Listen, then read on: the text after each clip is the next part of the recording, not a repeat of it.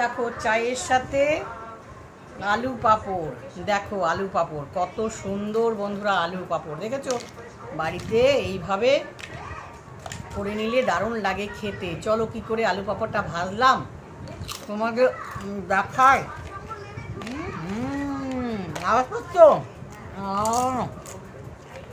সাথে রাখে চা।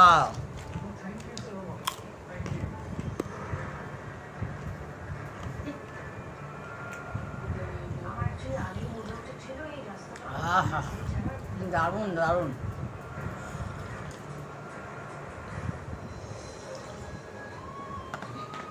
চলো, বাজারে এখন আলু খুব সস্তা, তো এই সময় আলু পাঁপড় আমরা দিয়ে থাকি। তোমরা কখন দাও বন্ধুরা? আলুর দাম কম থাকলেই আলু পাঁপড় দিতেও ভালো লাগে আর খেতেও ভালো লাগে, মজা করে দিতেই খুব ইচ্ছা করে কম থাকলে দাম।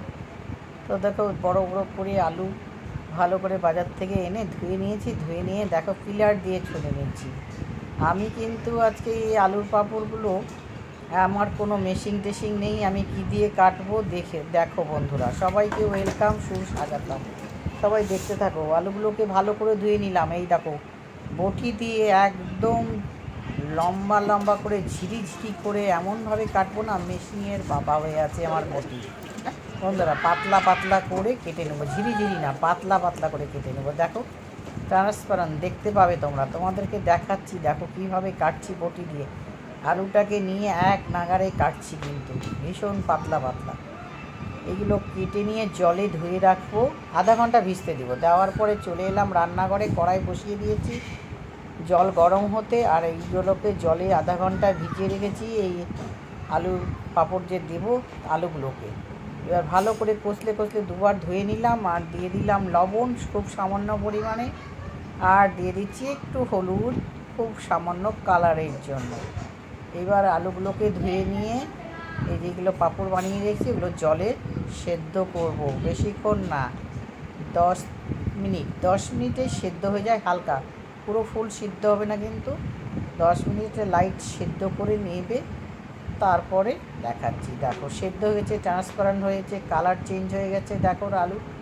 এইবার একটা ছিদ্রযুক্ত পাত্রে এই ঝাঁঝরিটা, লুচি ছাঁকা ঝাঁঝরি দিয়ে করবে, জলও ঝরে যাবে আর সুন্দরভাবে ছাঁকাও হবে, মানে লুচির মতন ছেঁকে তুলছি। বন্ধুরা এ কোথা থেকে দেখছো অবশ্যই কমেন্ট করে তোমরা জানাবে, কেমন লাগছে আমার ভিডিও অবশ্যই তোমরা জানাবে বন্ধুরা। তো সেকেন্ড টাইমও দিয়ে দিলাম, আর এখানে দুটো কুলো নিয়ে নিয়েছি, দেখো কুলোতে ছড়িয়ে দিচ্ছি। চলো এবার ছাদে যাব, শুকাবে মাত্র 1.5 দিন লাগবে এই আলু পাঁপড় শুকাতে, একদম 1.5 দিন। তো চলো কুলো করে নিয়ে চলে এলাম ছাদের উপরে, এখন প্রচণ্ড রৌদ্র। সব একটা প্লাস্টিক পাত্র আমি কুলো থেকে দিয়ে দিলাম একদম ভালো 1.5 দিনে শুকানোর জন্য।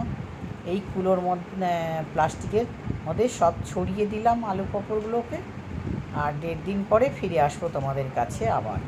বন্ধুরা সবাই একটু সাবস্ক্রাইব করে নিয়ে বেল বাটনটা অল করে নিও, তাহলে আমার ভিডিও সম্পূর্ণ তোমরা সবসময় দেখতে পাবে, মেসেজ যাবে। তো দেখো একদিনে কেমন শুকিয়েছে কতটা, আর একটু শুকোতে লাগবে, তোমাদের দেখিয়ে দিলাম বন্ধুরা। এইভাবে একদিনে শুকানো, আর 1.5 দিন পরে শুকানোটা তোমাদের দেখাচ্ছি। দেখো পুরো টনটনা, মানে একটা দিন গোটা একটা আওয়াজ বেরোচ্ছে, খুব সুন্দর আওয়াজ বেরোচ্ছে, মানে শুকিয়ে টনটন হয়েছে। চলো এবার ভাজবো। দেখো বন্ধুরা এই কোটার মধ্যে স্টোর করে আমরা রাখি হচ্ছে আলু পাঁপড়। তেল দিয়ে দিলাম, একটু বেশি তেল লাগে তো আমি কম তেলেই ভাজবো। আলু পাঁপড় দিচ্ছি গরম গরম, কড়াইয়ের মধ্যে গরম গরম দাও, আর মুড়ি দিয়ে খাও বন্ধুরা, চায়ের সাথে মুড়ির সাথে খাও। আমি কিসের সাথে খাবো দেখবে, ডাইরেক্ট মুড়ির মধ্যে নিচ্ছি বন্ধুরা। আর সেকেন্ডবার শুধু আমি খেলে তো হবে না, আমার সাঙ্গ পাঙ্গদের জন্যই দেখো ভাবছি। হ্যাঁ দেখো কি সুন্দর মুচমুচে, এইভাবে ভেজে নিয়ে চায়ের সাথে খাও, আর যার সাথে খাও না কেন, গরম ভাতের সঙ্গেও দারুণ লাগে খেতে। হয়ে গেল মুড়ি আর চা গরম গরম একটাই ধরছি। এবার করে নিয়ে আমাকে কমেন্ট করে জানাও, লাইক করো, শেয়ার করো, সাবস্ক্রাইব করো। কি সুন্দর না, দারুণ। বাড়িতে 250 দাম 50 টাকা। টাকা